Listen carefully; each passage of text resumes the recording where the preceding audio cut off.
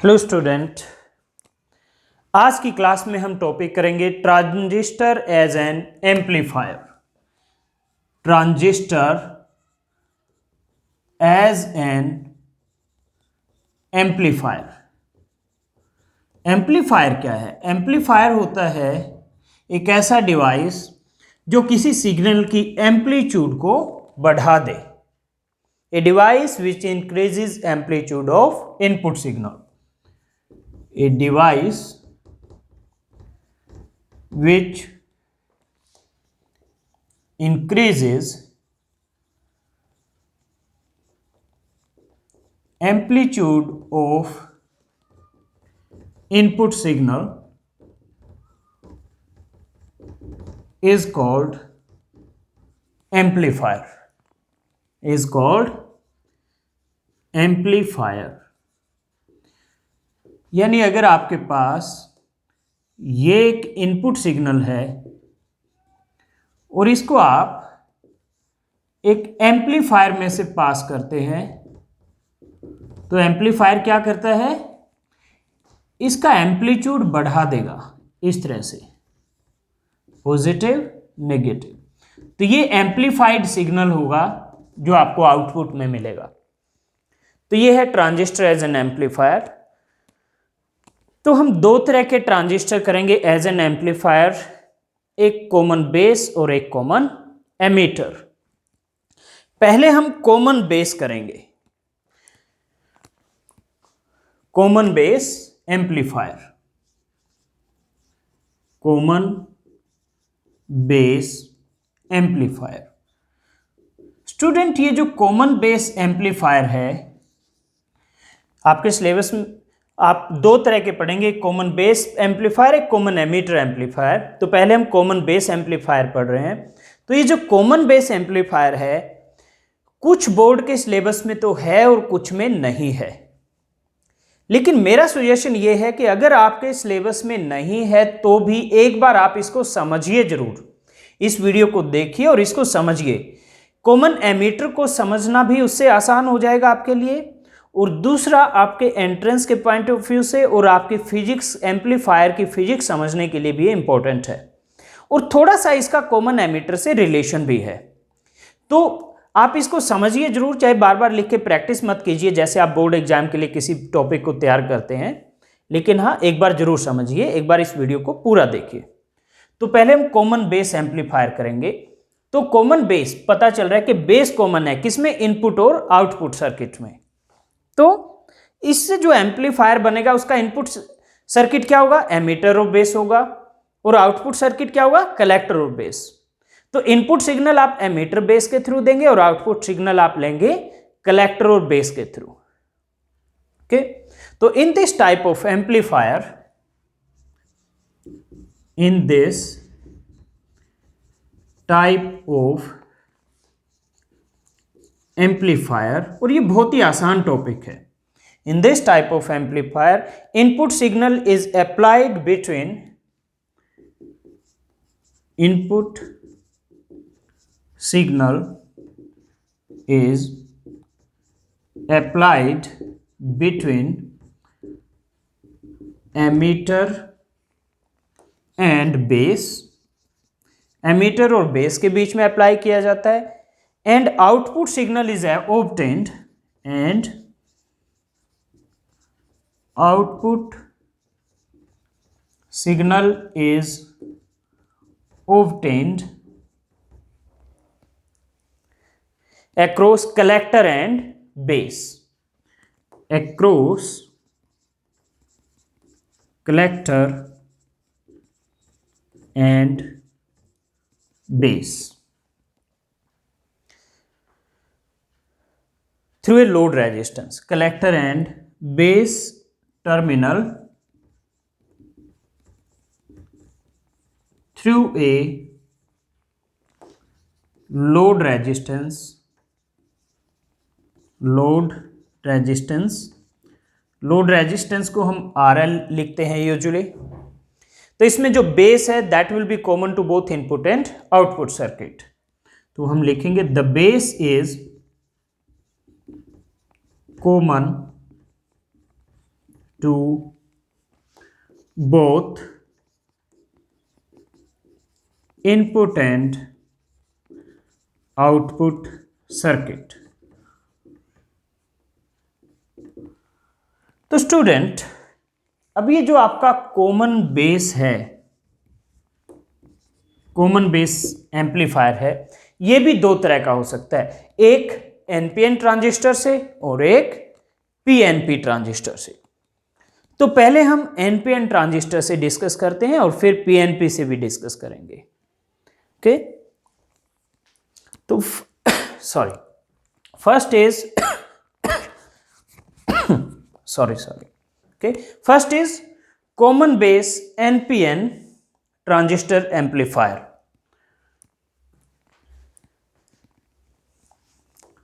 First is common base NPN transistor amplifier. Transistor amplifier. Okay, तो आप यहां थोड़ी सी जगह छोड़ दीजिए और उसके नीचे सर्किट बनाइए पहले। तो सर्किट कैसे बनेगा?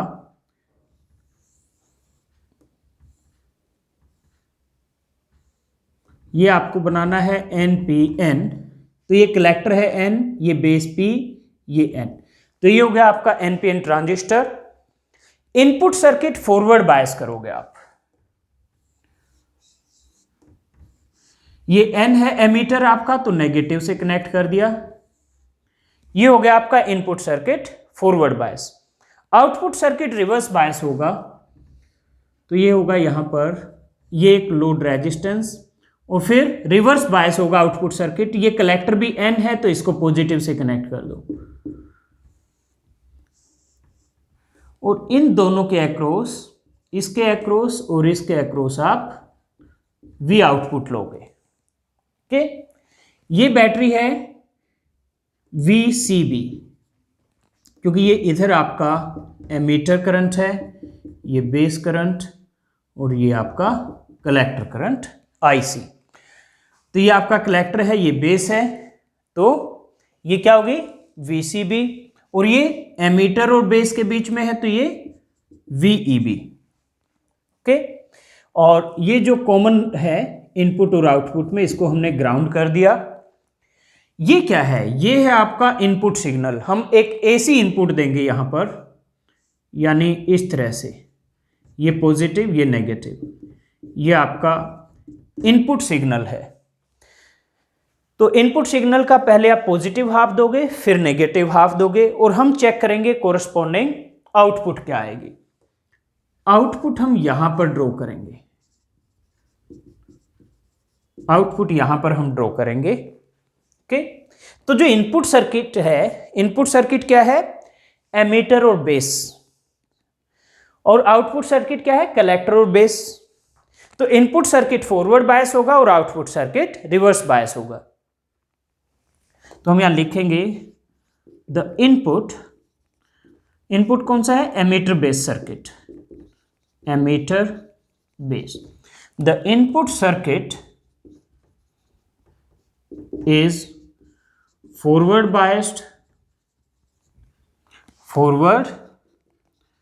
biased and output circuit कौन सा है? Collector base, collector base is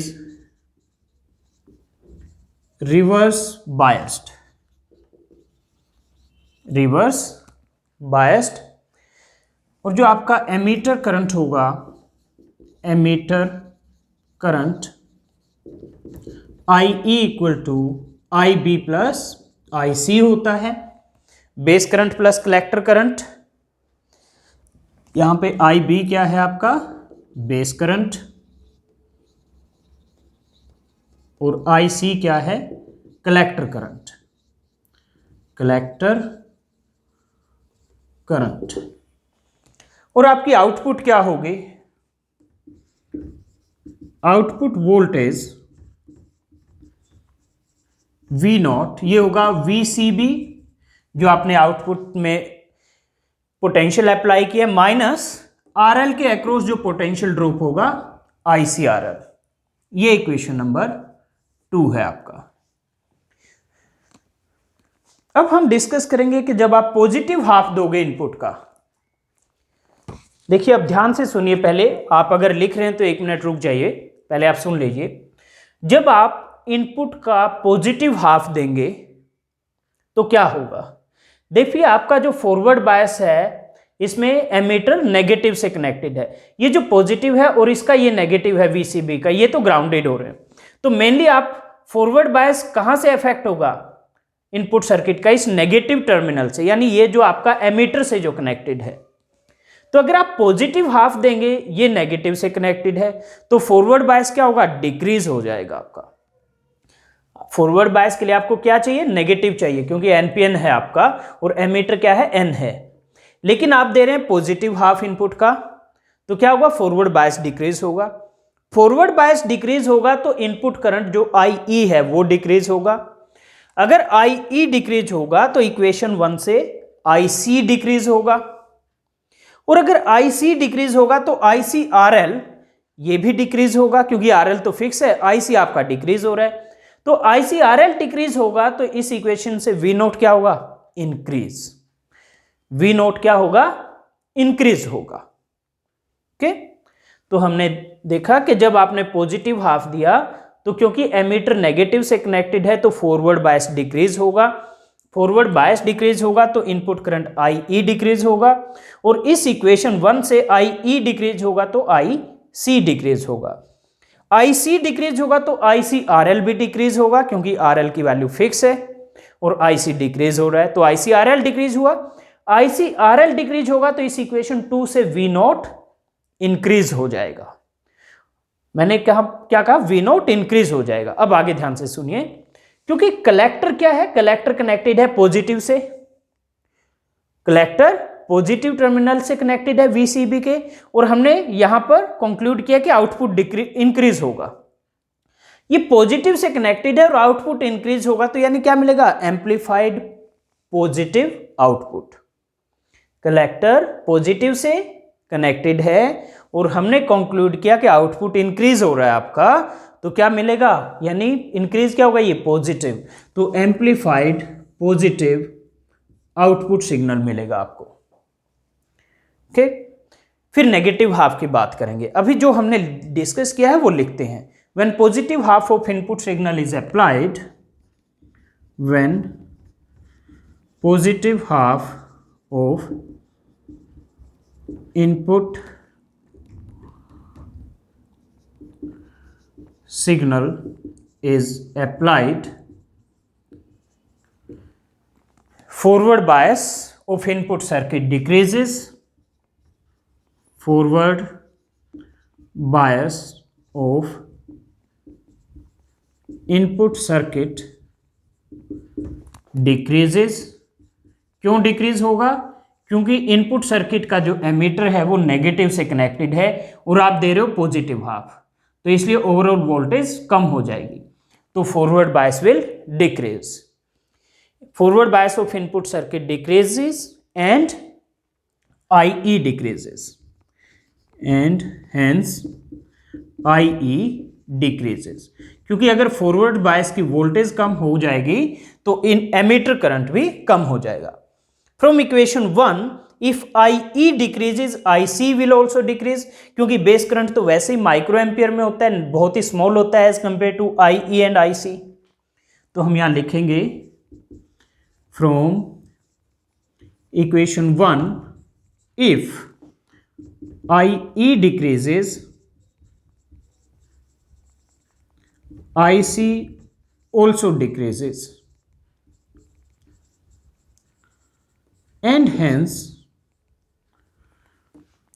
ICRL decreases। क्योंकि IC अगर डिक्रीज हो रहा है तो उसको RL से मल्टीप्लाई करोगे तो वो क्वांटिटी भी क्या होगी, डिक्रीज ही होगी आपकी ICRL भी। ओके, अब फ्रॉम इक्वेशन 2 अगर ICRL ये क्वांटिटी डिक्रीज हो रही है क्योंकि ये सब्ट्रैक्ट हो रही है यहां पर, तो V आउटपुट क्या होगा, इंक्रीज। तो हम लिखेंगे from equation 2, if ICRL decreases, V naught increases, V naught increases। अब जो कलेक्टर है, क्योंकि देखिए ये जो नेगेटिव टर्मिनल है ये तो यहां ग्राउंडेड हो गया है, तो मेन ये जो पॉजिटिव टर्मिनल है यानी कलेक्टर से जो कनेक्टेड है वो टर्मिनल आपके लिए ज्यादा इंपॉर्टेंट है। तो since collector is connected to positive terminal of VCB, since collector is connected to positive terminal of VCB and V naught is increasing, V naught क्या हो रहा है, इंक्रीज हो रहा है इस केस में, so output becomes more positive and V naught is increasing, output becomes more positive, output becomes more positive and we get amplified positive output signal and we get amplified positive output signal। तो ये था student positive half के लिए। अब हम negative half के लिए discuss करेंगे। तो नेगेटिव हाफ के लिए हम यहां पर लिखेंगे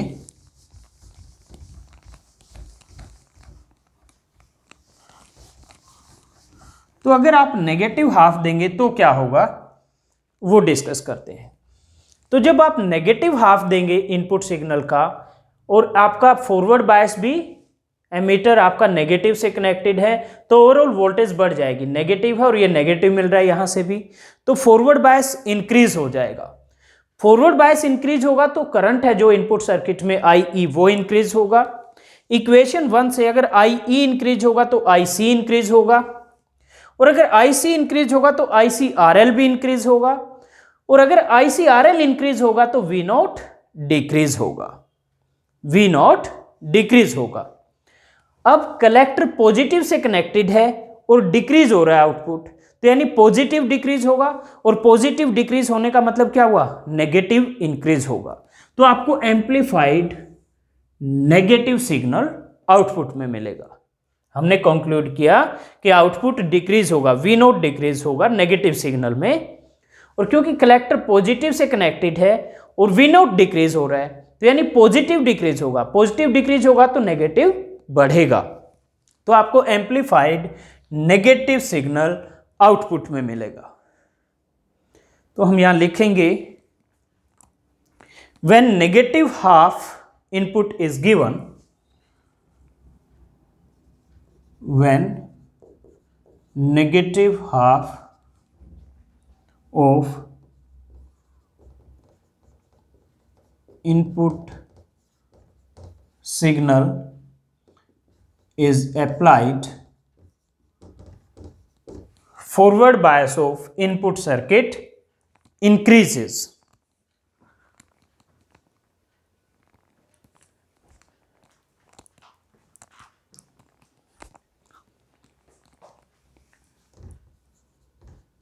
forward bias of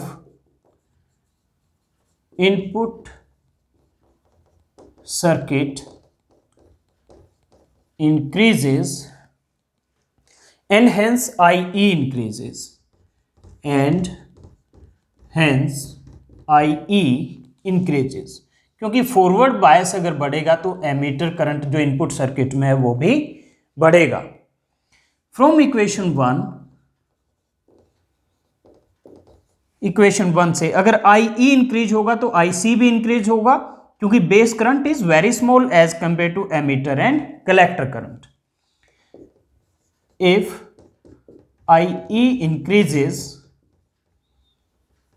if IE increases, IC also increases, IC will also increase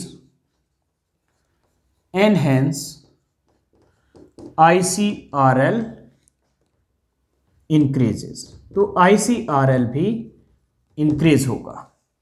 फिर from equation 2, if ICRL increases, ये क्वांटिटी अगर इंक्रीज होती है क्योंकि ये सब्ट्रैक्ट हो रही है तो V आउटपुट इंक्रीज हो जाएगा। If ICRL increases V output decreases, तो अगर ICRL इंक्रीज होगा तो V आउटपुट डिक्रीज हो जाएगा आपका। ओके, अब since collector is connected, since collector is connected to positive terminal of VCB and V naught is decreasing, अभी decrease हो रहा है ये, and V naught is decreasing, output becomes less positive, क्योंकि पॉजिटिव से कनेक्टेड है collector लेकिन we note decrease हो रहा है, तो आउटपुट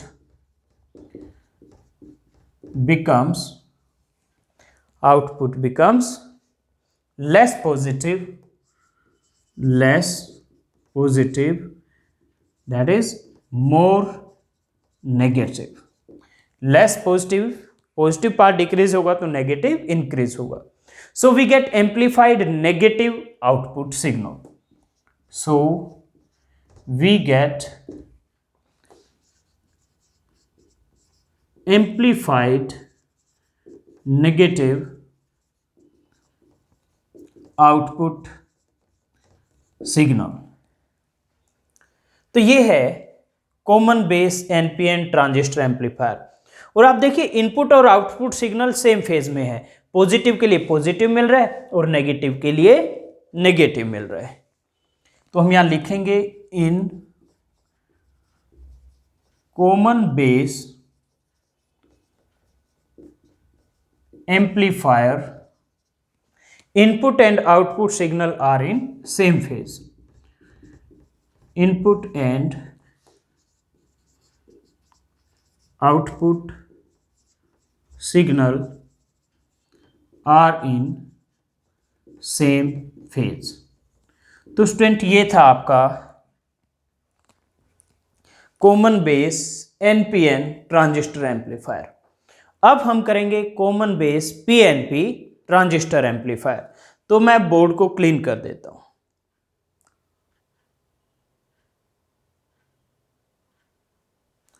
स्टूडेंट नेक्स्ट है number 2, common base PNP transistor amplifier. Number 2, common base PNP transistor amplifier. ये लाइंस बिल्कुल सेम है जो एनपीएन में थी। Input circuit is forward biased and output circuit is reverse biased, और एमीटर करंट आई होगा equal to IB plus IC। ये equation 1 है। यहाँ IB बेस करंट है और IC कलेक्टर करंट है। तो ये पार्ट जो ये 4 लाइनें हैं ये सेम है जो आपकी एनपीएन में थी। ये आप नोट कर लीजिए। आप वीडियो को पॉज करके नोट कर सकते हैं। ओके, फिर उसके बाद हमने क्या किया, सर्किट ड्रॉ किया पीएनपी का। तो पीएनपी में ये एमीटर P है, बेस N है, कलेक्टर P है।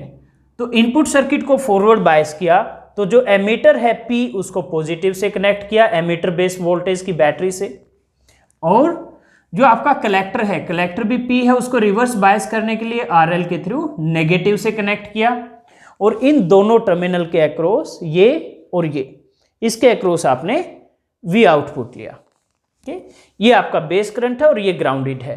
तो सर्किट वैसे ही है जैसे आपने एनपीएन के लिए बनाया था, बस डायरेक्शंस ऑफ करंट चेंज हो गई है, बैटरीज की पोलैरिटी चेंज हो गई, और ये आप इनपुट सिग्नल देंगे इसके थ्रू। ओके, जो आपका इनपुट सर्किट है एमीटर बेस का, उसको फॉरवर्ड बायस किया, एमीटर P है पॉजिटिव से, बेस N है नेगेटिव से, और फिर ये आउटपुट सर्किट है, कलेक्टर P नेगेटिव से इसको रिवर्स बायस करना था और बेस N पॉजिटिव से, और यहाँ आपको जो कॉमन पॉइंट था उसको ग्राउंड कर दिया, और ये रेजिस्टेंस RL लोड रेजिस्टेंस है, और आउटपुट इन दोनों टर्मिनल के अक्रॉस आप लेंगे। ओके, और आउटपुट की आपकी आउटपुट क्या होगी, VCB जो आपने अप्लाइड, वो आपकी आउटपुट में बैटरी से वोल्टेज आ रही है, माइनस RL के थ्रू जो पोटेंशियल ड्रॉप होगा वो क्या होगा, RL से करंट IC पास करेगा तो IC RL।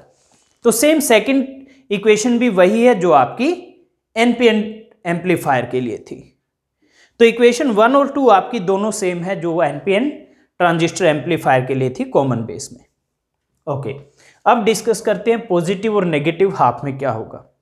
जब आप इनपुट का पॉजिटिव हाफ देंगे तो आपका जो एमीटर है फॉरवर्ड बायस में पॉजिटिव से कनेक्टेड है, क्योंकि ये P है, तो ये पॉजिटिव से कनेक्टेड है और पॉजिटिव ही आप दे रहे हैं, तो आपकी जो फॉरवर्ड बायस वोल्टेज है वो इंक्रीज होगी, यानी फॉरवर्ड बायस बढ़ेगा तो क्या होगा, एमीटर करंट भी बढ़ेगा। इक्वेशन 1 से अगर एमीटर करंट बढ़ेगा तो कलेक्टर करंट बढ़ेगा IC बढ़ेगा तो ICRL क्वांटिटी भी बढ़ेगी, और अगर ICRL क्वांटिटी बढ़ेगी तो V0 घट जाएगी, डिक्रीज होगी, आपकी V0 डिक्रीज होगी। अब कलेक्टर नेगेटिव से कनेक्टेड है VCB के, और V0 डिक्रीज हो रही है, तो यानी नेगेटिव डिक्रीज होगी। नेगेटिव डिक्रीज होने का मतलब है पॉजिटिव इंक्रीज होगी, तो आपको एम्प्लीफाइड पॉजिटिव आउटपुट सिग्नल मिलेगा। तो अब हम ये लिखेंगे, when positive half of input signal is applied, forward bias of input circuit increases, and hence अगर फॉरवर्ड बायस इंक्रीज होगा तो क्या होगा, एमीटर करंट इंक्रीज होगा, and hence IE increases। From equation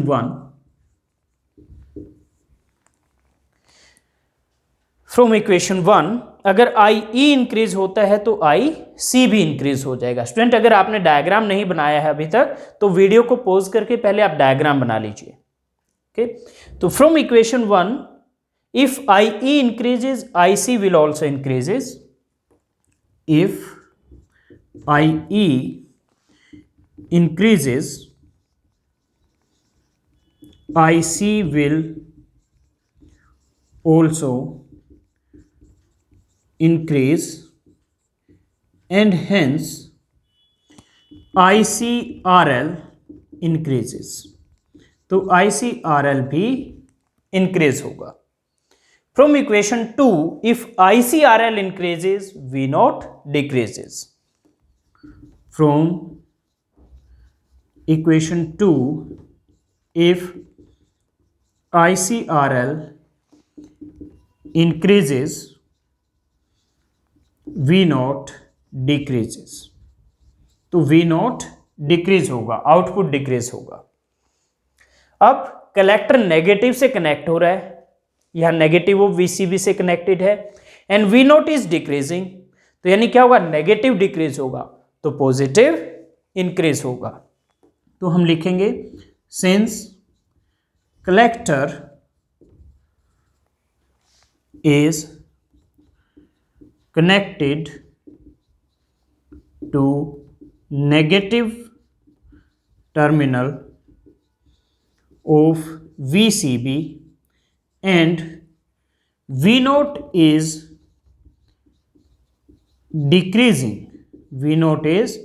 decreasing, so output becomes less negative and more positive. So output becomes less negative, that is more positive. Less negative means more positive. So we get amplified positive output signal. So we get amplified, so we get amplified positive output signal. तो ये output में आपको amplified positive signal मिलेगा। ये था positive half के लिए। जब आप नेगेटिव हाफ देंगे इनपुट का, तब क्या होगा? तो अगर आप नेगेटिव हाफ देंगे इनपुट का, तो एमीटर तो पॉजिटिव से कनेक्ट है, आप यहां से नेगेटिव वोल्टेज देंगे तो overall forward bias voltage decrease हो जाएगी। फॉरवर्ड बायस वोल्टेज डिक्रीज होगी तो IE डिक्रीज होगा, IE डिक्रीज होगा तो IC डिक्रीज होगा इक्वेशन 1 से, IC डिक्रीज होगा तो ICRL डिक्रीज होगा, ICRL अगर डिक्रीज होगा तो ये V नॉट इक्वेशन 2 से इंक्रीज हो जाएगा, V नॉट इंक्रीज हो जाएगा। कलेक्टर नेगेटिव से कनेक्टेड है और V नॉट इज इंक्रीजिंग, तो यानी नेगेटिव इंक्रीज होगा, तो यानी नेगेटिव सिग्नल एम्प्लीफाइड आपको आउटपुट में मिलेगा। ये होगा negative half of input signal से। तो यहां लिखेंगे हम when negative half of input signal is applied, input signal is applied, forward bias of input circuit decreases, forward bias of input circuit decreases, and hence IE decreases, and hence IE decreases. Okay. From equation 1,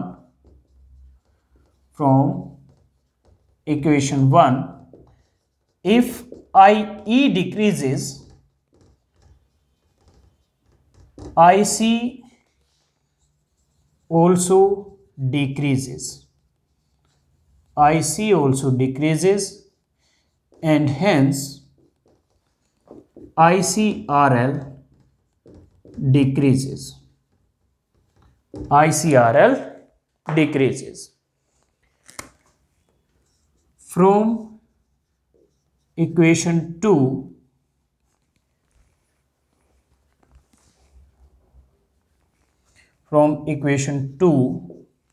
if ICRL decreases, V naught increases. If ICRL decreases, V naught increases. Since collector is connected to negative terminal of, since collector is connected to negative terminal of VCB and V naught is increasing, and V naught is increasing, so output becomes more negative. So output becomes more negative. Okay, hence we get amplified negative output signal. Hence we get amplified negative output signal. और इसमें भी आपके जो input और output signal है वो same phase में है, पॉजिटिव के लिए पॉजिटिव मिल रहा है और नेगेटिव के लिए नेगेटिव। तो कॉमन बेस ट्रांजिस्टर एम्पलीफायर में इनपुट और आउटपुट सिग्नल्स हमेशा सेम फेज में होंगे। तो ये था स्टूडेंट कॉमन बेस एनपीएन और पीएनपी ट्रांजिस्टर एम्पलीफायर।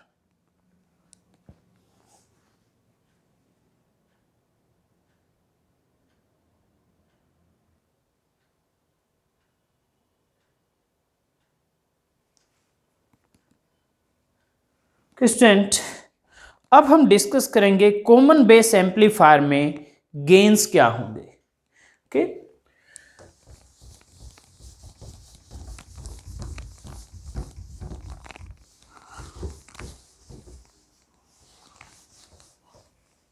तो हमारा टॉपिक है transistor gains in common base amplifier.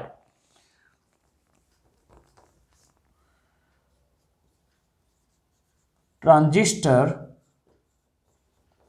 gains in common base CB common base amplifier।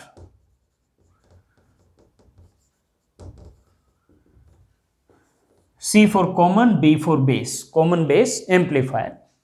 तो सबसे पहले है DC current gain. Current gain को हम कॉमन बेस एम्पलीफायर के लिए अल्फा से लिखेंगे। तो alpha DC is collector current by emitter current, means output by input current. Second है AC करंट गेन। AC में क्या होगा, चेंज होगा, आपका वेरिएबल होता है AC, तो ये होगा आपका alpha AC, small change in collector current divide by small change in emitter current at constant VCB, at constant VCB। Number 3 voltage gain. Voltage gain, voltage gain को AV से लिखते हैं। ये होगा change in output voltage divide by corresponding change in input voltage. अब आपका जो output voltage है वो है V = IR होता है, तो output current IC, output resistance R0, और इसी तरह से V इनपुट होगा IE RI, IE input current, RI input resistance, R0 output resistance, RI input resistance. Okay, तो डेल्टा V0 क्या हो जाएगा, डेल्टा IC R0, और ये डेल्टा VI क्या हो जाएगा, डेल्टा IE RI। तो delta IC by delta IE तो क्या है, अल्फा AC, और R0 बाय RI। जो R0 बाय RI है इसको कहते हैं रेजिस्टेंस गेन, रेजिस्टेंस गेन। तो it is alpha AC into resistance gain, resistance gain. तो रेजिस्टेंस गेन क्या है, R0 बाय RI, ये आपका रेजिस्टेंस गेन है। उसके बाद है power gain. Power gain P होता है I²R। तो नंबर 4 पावर गेन। ओके, तो पावर गेन किसके इक्वल होगा, ये होगा change in output by change in input power. तो P तो भाई आपका I²R होता है, तो डेल्टा P0 क्या होगा, डेल्टा IC² R0। ओके, क्योंकि आउटपुट करंट IC है और आउटपुट रेजिस्टेंस R0 है, और इनपुट का क्या है, IE और RI है, तो डेल्टा IE² इंटू RI। तो ये हो जाएगा आपका delta IC by delta IE का square into R0 by RI। तो delta IC by delta IE क्या है आपका, अल्फा AC, तो alpha AC² into R0 by RI क्या है, रेजिस्टेंस गेन, तो इंटू रेजिस्टेंस गेन। तो ये R0 बाय RI हो गया आपका रेजिस्टेंस गेन, और ये आपका हो गया अल्फा AC का स्क्वायर। तो स्टूडेंट, ये थे कुछ ट्रांजिस्टर गेन्स इन कॉमन बेस एम्पलीफायर। तो इसके साथ ही आपका ये common base amplifier topic complete हो जाता है, और आज की क्लास हम यहीं पर एंड करते हैं। अब आपसे नेक्स्ट क्लास में मिलते हैं नेक्स्ट टॉपिक के साथ।